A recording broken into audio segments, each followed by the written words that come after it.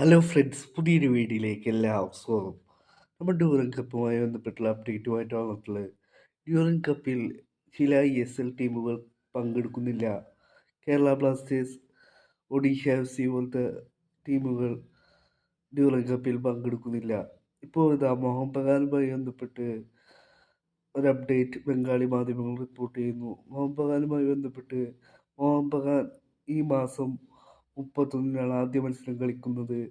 ആ ഒരു മത്സരത്തിൽ ജൂനിയർ സ്ക്വാഡായിരിക്കും മോഹൻ ബഗാൻ്റെ ഇറങ്ങുക.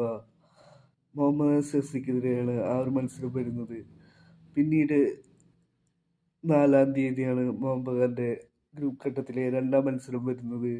ആ ഒരു മത്സരത്തിൽ മോഹൻ ബഗാൻ്റെ സീനിയർ ടീമിലെ ചില താരങ്ങൾ ആ ഒരു മത്സരം കളിക്കും എന്നാണ് ഇപ്പോൾ ബംഗാളി മാധ്യമങ്ങൾ റിപ്പോർട്ട് ചെയ്യുന്നത്.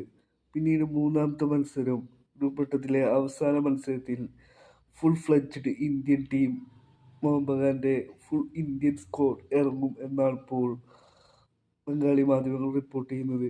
പിന്നീട് നോക്കൗട്ട് സ്റ്റേജിലേക്ക് കടന്നു കഴിഞ്ഞാൽ മോഹൻ ബഗാൻ്റെ ഫുൾ സ്ക്വാഡ് മത്സരത്തിനിറങ്ങും. സീനിയർ താരങ്ങൾ കംപ്ലീറ്റ് ഇറങ്ങും. ഫോറിൻ താരങ്ങളടക്കമുള്ള താരങ്ങൾ നോക്കൗട്ട് സ്റ്റേജ് മുതലുള്ള മത്സരങ്ങളിൽ ഇറങ്ങുമെന്നാണ് ഇപ്പോൾ ബംഗാളി മാധ്യമങ്ങൾ റിപ്പോർട്ട് ചെയ്യുന്നത്. മോഹൻ ബഗാനുമായി ബന്ധപ്പെട്ടുള്ള അപ്ഡേറ്റാണ് ഇപ്പോൾ ബംഗാളി മാധ്യമങ്ങൾ റിപ്പോർട്ട് ചെയ്തിട്ടുള്ളത്.